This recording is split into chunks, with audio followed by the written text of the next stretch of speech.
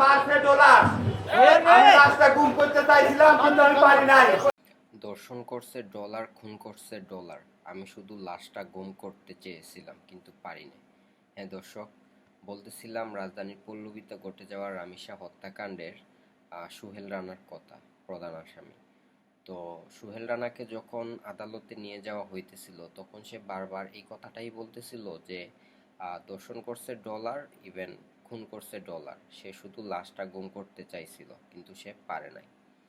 তো এখন তদন্তে উঠে এসেছে যে প্রথমে রামিসাকে দর্শন করা হয়, দেন পরবর্তীতে তার গোপনাঙ্গটা কেটে ফেলে এবং ওটা পানি দিয়ে ধুয়ে ফেলে যাতে করে দর্শনের আলামত নষ্ট হয়ে যায়। আর ঠিক এটাই হয়েছে। এখন ডিএনএ টেস্ট করা হলে ওইখানে কোনো দর্শনের প্রমাণ মিলতেছে না, বা সুহেল রানার যে ডিএনএর বীর্য ওইটা ওইখানে নাই।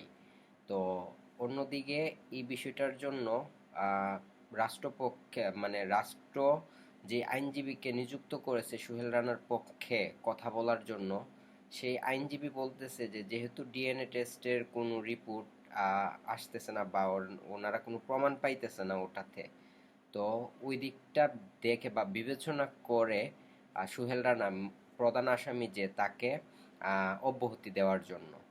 আর অন্যদিকে সুহেল রানা বারবার এটাই বলতেছে যে দর্শন করছে ডলার, আর খুনও করছে ডলার, কিন্তু সে লাশ গুম করতে চাইছিল কিন্তু সে এটা পারে নাই। তো এখন কথা হইতেছে, সে যেহেতু বারবার ডলারের নাম বলতেছে, এই ডলারটা আসলে কে? তো সে এও বলেছে যে ডলার মিরপুর 11-তে থাকে, তার অনেক টাকা আছে, ইভেন ডলার তাকে 2 লক্ষ টাকা দিছিল এই কাজের জন্য।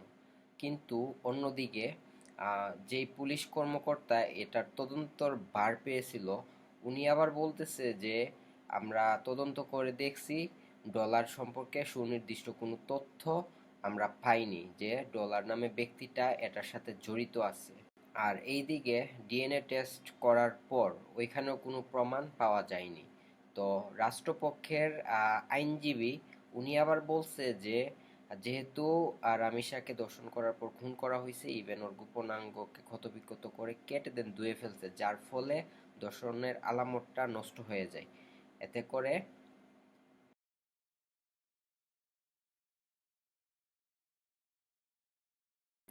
করে সুহেল রানা যে দর্শন করেছে তার কোনো প্রমাণ মিলেনি। কিন্তু যখন সুহেল রানাকে পুলিশ হেফাজতে রাখা হয়, ইভেন তাকে রিমান্ডে নেওয়া হয়, তখন সে স্বীকার করেছিল যে সে ইয়াবা সেবন করে প্রথমে, দেন সে যখন দর্শন করতেছিল তখন রামিসা চিৎকার করতেছিল, দেন সে মুখের মধ্যে গামছা গুজে দেয় রামিসা, দেন এক পর্যায়ে সেই মেয়েটা অজ্ঞান হয়ে যায়।